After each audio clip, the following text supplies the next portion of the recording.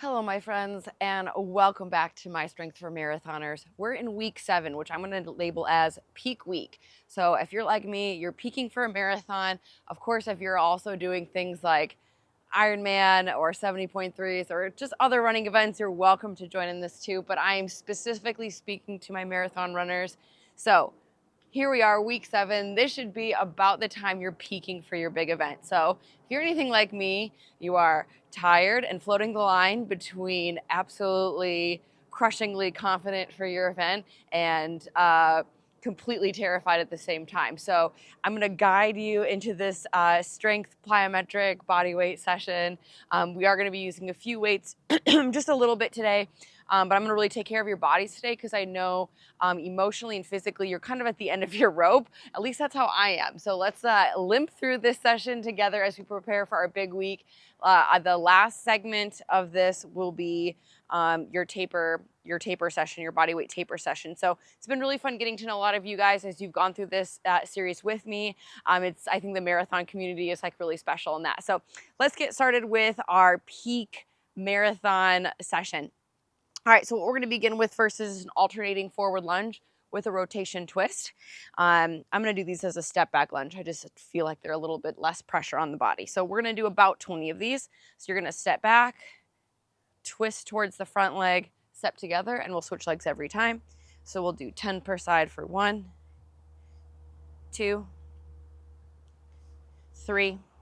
And while we're doing this, I just want to encourage you, just encourage you in general, because marathon training is hard. I originally started making these videos, as many of you know, for my remote athletes. I'm a remote coach. But if you don't have somebody that's going to be coordinating your running and your strength training and your cross training, it might be beneficial for you to know when to do these sessions. So you should be doing your strength sessions after your run sessions, and you should be allowing 24 to 48 hours between a strength session and a key session, like a long run or a tempo run or a hard run. That's not always going to be possible for everybody. I understand that. And if you're doing something like a triathlon, you know, pretty much every day is going to have some intensity worked into it, 3 more lunges. So there's going to be some exceptions to that rule, but just kind of want to guide you on when to do these workouts. Your run should already be done for the day, and you shouldn't have, that's it, you shouldn't have a hard run session coming up soon because you just don't want to be really fatigued for those. Also, the intensity level of this session should be hard, but it shouldn't be so hard that you can't walk tomorrow because you're a runner. You've got to be able to literally run. Okay, next we're going to be doing switch jumps, and we're going to focus on these from the ankle. So this is just going to be a nice light wake up the ankles type thing. What you're going to do is switch and switch. So this should feel like you're jumping, obviously. Essentially, running is sort of jumping. It's forward, progressive, efficient jumping. But I don't want this to scare you like, oh, jumping, ow. This should feel light, explosive, poppy. And if you're like, I'm not ready for that, I feel really uncomfortable with that, do 5 per side split calf raises. So just a nice light, I guess you could call this like a pogo switch. Focus on exploding from the ankle joints to strengthen your calves, wake up your ankles, wake up your body. So we'll do a total of 10, 9, 8, 7, 6, 5, 4, 3, 2, 1. And then we're going to rest. As promised today, we are doing our last set of depth jumps, which I've been personally dreading. I've been putting this workout, it's evening, I've been putting this workout off all day. Okay, one more set of those switch jumps, or the 5 lifts per side. And here we go. 10, 9, 8, 7, 6, 5, 4, 3, 2, 1. Great. All right, we're going to do a side lunge stretch next. This is just one thing I like to do when I'm feeling really tired, which I am feeling really tired, and just to kind of stretch out my legs a little bit. So I stand as wide as I can, and then I just shift my weight and then come back up. That's it. So this will be our last warm-up move, and then we should be feeling pretty ready to go for our main set.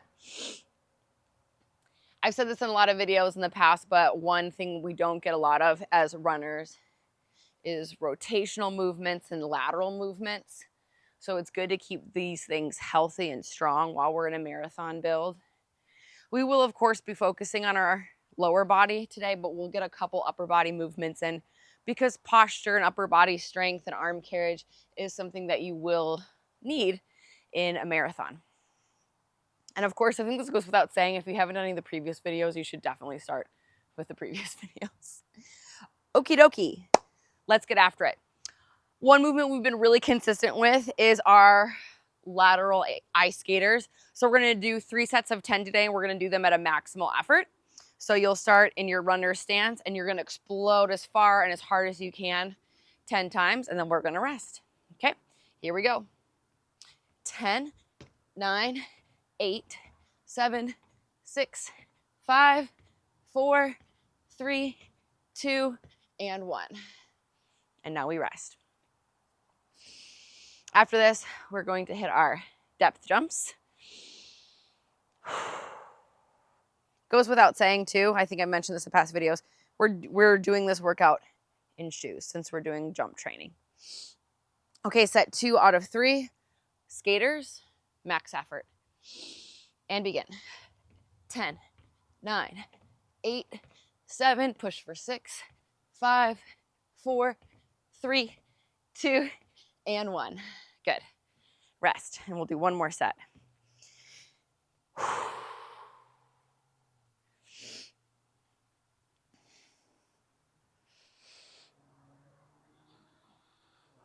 Ten seconds till we go. Here we begin. Get set. Push.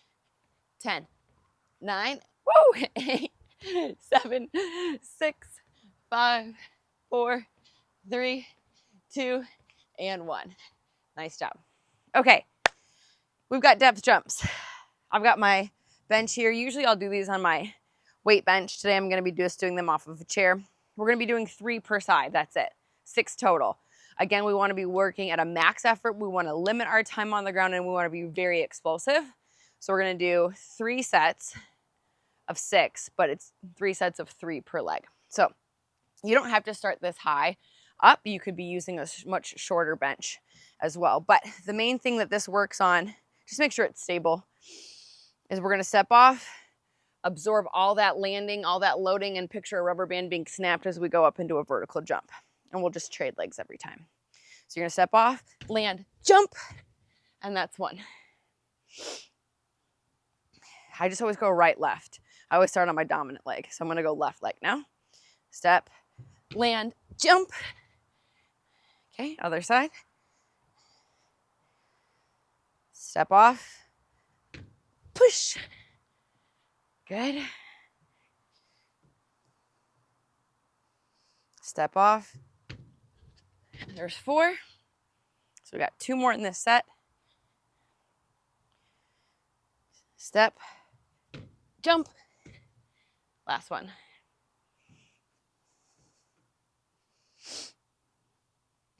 Step off, land, jump. Okay, I'm going to time it.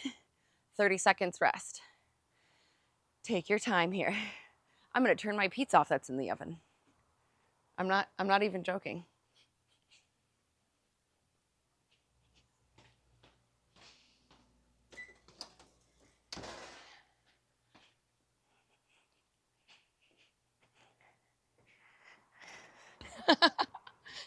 Pizza, check. Okay, I'm going to face forward on these ones.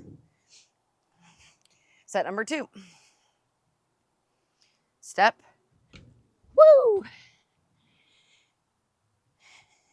At the beginning, we worked on just the depth drop portion. Now we're doing the depth to vertical. Okay, other foot. That's 2.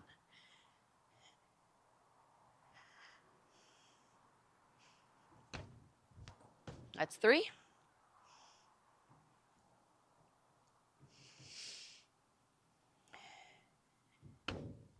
That's 4. Kind of an ugly landing there. Oops.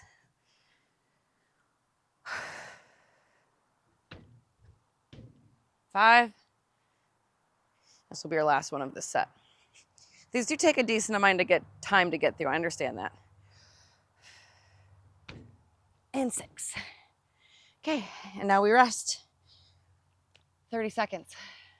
It's going to be a little more than that. I always allow about 10 to 15 seconds from when I say that to when I get set. So it really ends up being more like a minute, and I realize that there's a big difference in 30 seconds and a minute, but just pure resting.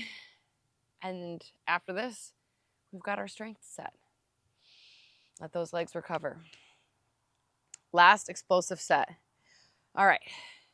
Are you ready? Depth jumps. Get psyched. They're really not that bad once you start doing them. Okay. Last round of 6. 1. Okay, be light on your feet. Land, jump. 2.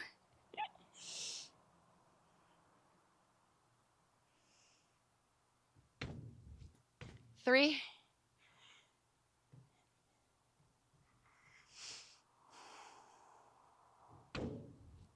4.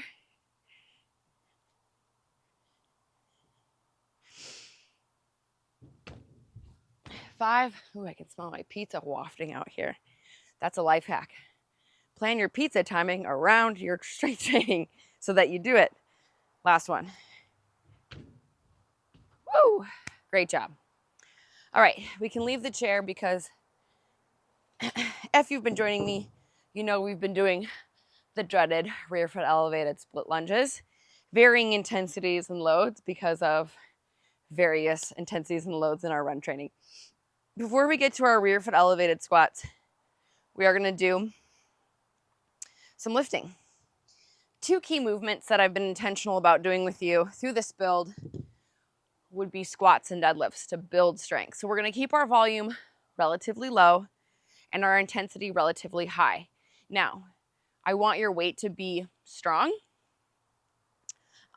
because we're going to be doing reps of between 6 and 8 this week, but that's going to look a little different for everybody. So we're going to do a push press where we explode from a quarter squat to an overhead press and then reset. So squat, push, recover, kind of like a 1, 2, 3. So we're going to do 3 sets of 5 of those. So you can work relatively hard on these.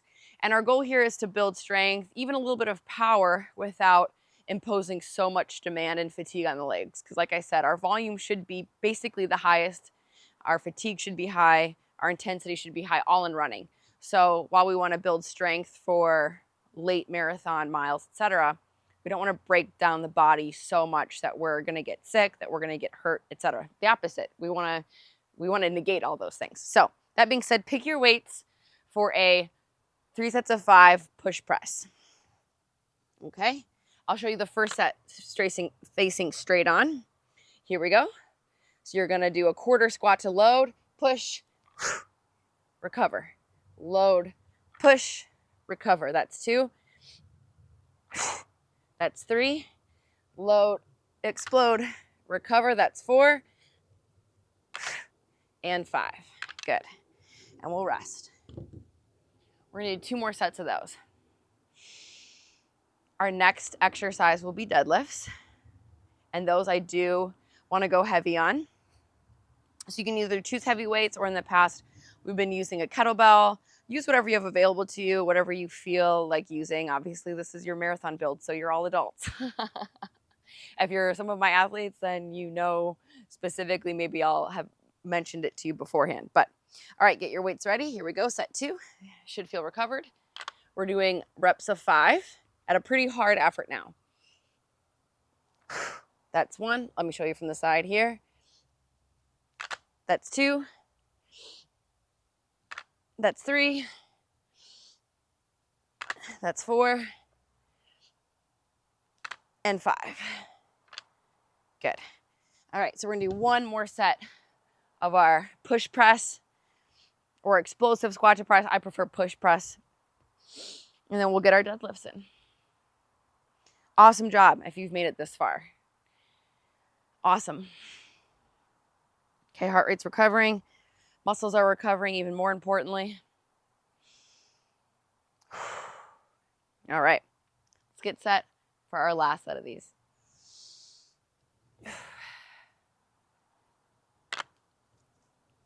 Here we go. Load, push, recover. Really squeeze those biceps to your ears. Quarter squat, push, recover. 3 more. 2 more. 1 more. Nice job. All right.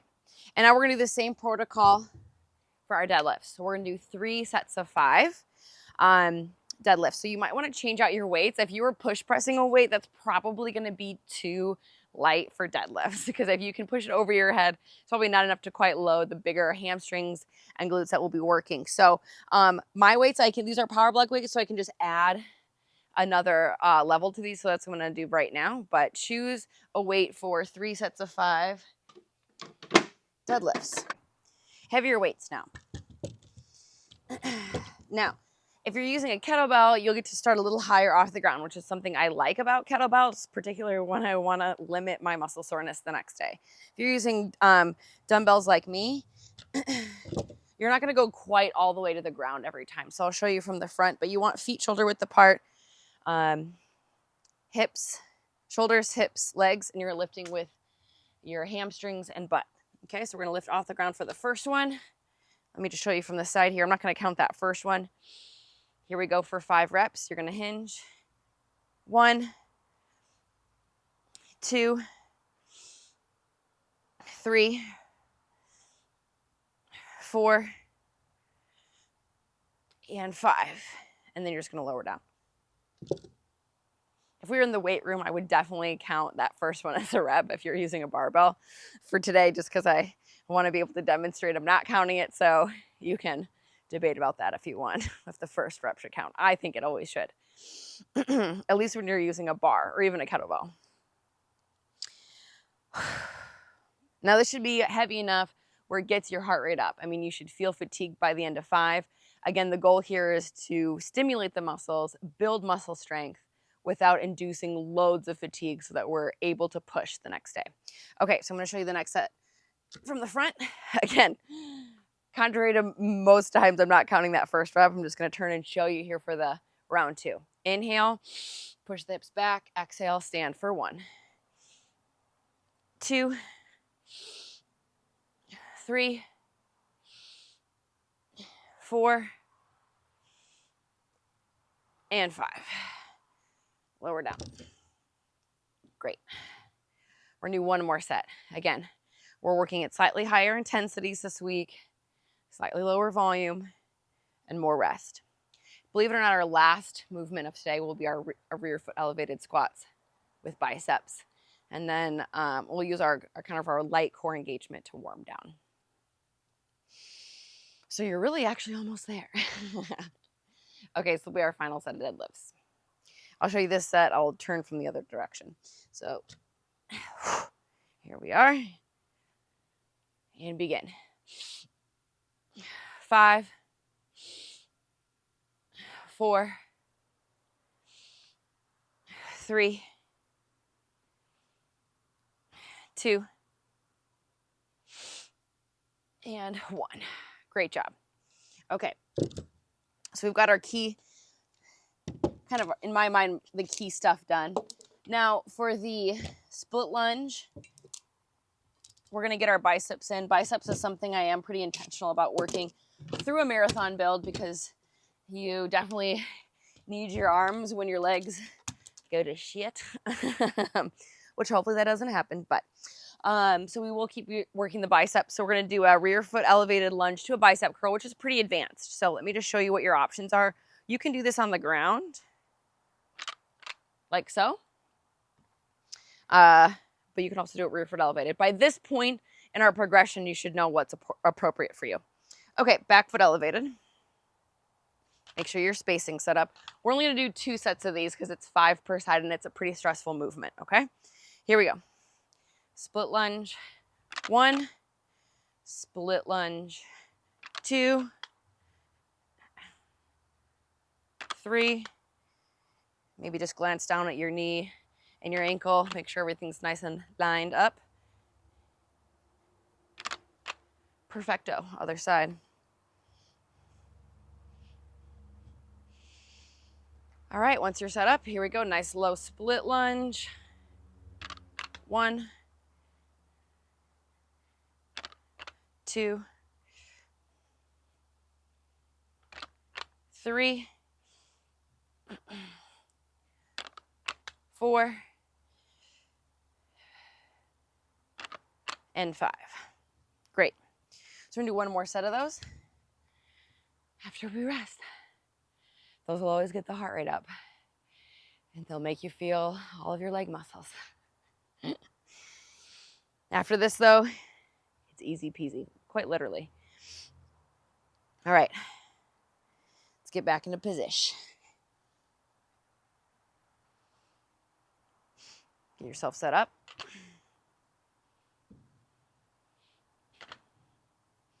Okay, glance down. Make sure the body's aligned, pointing everything straight ahead. And here we go. 1, 2, 3, 4, 5. Last set of split lunges.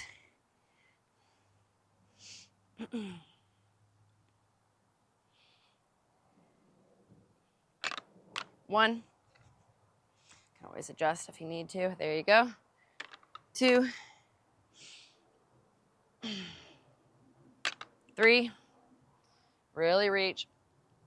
Yeah. 4.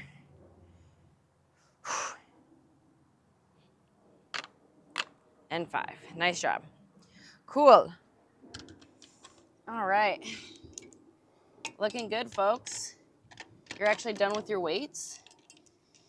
We're just going to finish off with just a little bit of hip extension, core engagement, posture type stuff, because that's really important as an athlete, but as a human being as well. Okay, let's make. Now, I've shown you the dead bug. I've shown you the bird dog. We're going to do a little figure 4 bridge up. So cross one knee over. We're going to do a set of 10 on each side. And this is just going to be good for the hips, good for the core, good for the mobility. Here we go. 1, 2, 3, 4, 5, 6, 7, 8, 9, 10. Switcheroo. I've always felt like this one feels good.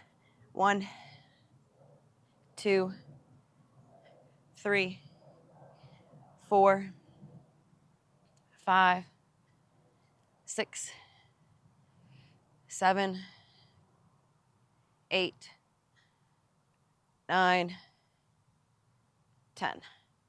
Okay, we're gonna do a set of 10 reverse crunches. So this is good for hip flexion, actually. Just kind of getting the core going, hug the knees to the chest. Nothing crazy, just maybe a little lift of the lower back there. Here we go, 4, 10, 9, 8, 7, 6, 5, 4, 3, 2, and 1. Flip it over to the stomach. We're gonna do some Supermans. What we're going to do is, this one's really great for opening up the hips. You're gonna keep your arms at 90 degrees and your knees at 90 degrees. So the movement might feel really short, but we're gonna do a set of 5. So you're gonna go up, 5, 4, 3, 2, and 1. You can really feel how bending the knees makes it tough. And if it felt like you didn't lift your knees at all, I mean, I barely did, but you can straighten the legs out. But you can really feel that engagement back here and potentially also in your hips. All right, one more set of 5. Here we go. Lift. 5, 4, 3, 2, and 1. Great job. Okay. Let's just stretch out our hips. And I hope that you'll join me next week for our taper session. I think something I get asked quite a bit is, what should I be doing during taper week? And the question, or the right answer is you can switch legs. Different for everybody. That's something I work on very intimately with my athletes. I think it's one of the biggest benefits to having a coach. But if you're self-coach, for sure, you got to listen to your body and practice it, doing half marathons, 5Ks, 10Ks leading into your race. But it is good to do body work. I have always found. I've always promoted that with my athletes. So join me next week and I'll show you what I like to do during a taper week. All right, guys, that's it for today. You're out of here. Great work. Happy running. Stay healthy. See you next week.